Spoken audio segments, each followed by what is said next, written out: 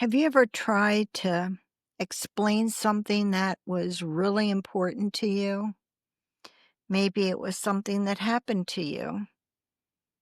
And while you're talking, you see the person's face kind of go blank. Maybe they smiled politely or a little. Maybe they changed the subject.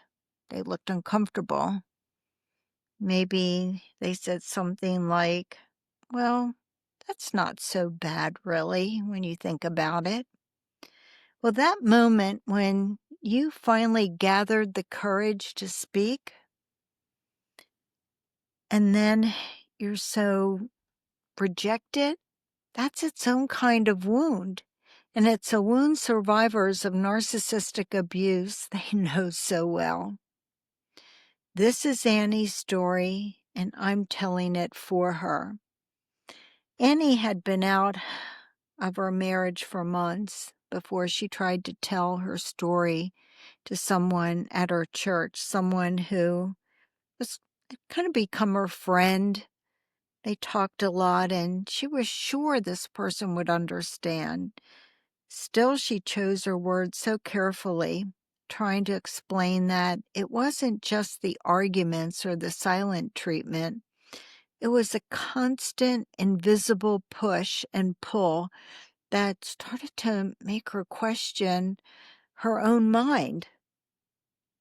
She described nights when she lay awake rehearsing conversations that she never dared to have because she already knew how they would end with her narcissistic husband, with her being told she was imagining things, too sensitive, or even ungrateful. Her friend listened for a while. Then, in that well-meaning but crushing way, she asked, well, he never hit you, right? Annie froze. She could feel that old familiar heat rising in her chest, not from shame, but from her realizing that her pain just didn't count in this person's eyes because it didn't leave a bruise. There was nothing you could see. So Annie changed the subject. She never told that friend the rest of her story. This is the harm that no one talks about, isn't it? It's not just what the narcissist did to you. It's what happens when you try to speak it out loud. And someone who hasn't been there, they can't or they just won't see it. And that disbelief can feel like a second betrayal. It leaves you wondering if you should have stayed silent, or worse, if maybe everybody else is right and you're overreacting to what happened. But here's the truth. When you speak up, you are reclaiming space in your story. The story that the narcissist tried to own. You're planting a flag in your own life and saying, this happened to me, and it matters. And every survivor who hears you will feel a little less alone. Your words might not change the mind of whoever is in front of you that particular day, but your words can light the way for someone else, someone who might be just quietly listening in the background, who needs to know that they're not imagining what's happened to them. For the survivor who has been brave enough to tell the truth, only to be met with confusion, doubt, or dismissal, this one's for you. For the one who walked away from that conversation feeling smaller than before, wondering if it was worth saying anything at all, I'm here to tell you it was worth it. Your words matter, you matter, and you don't have to convince anyone that your story is real.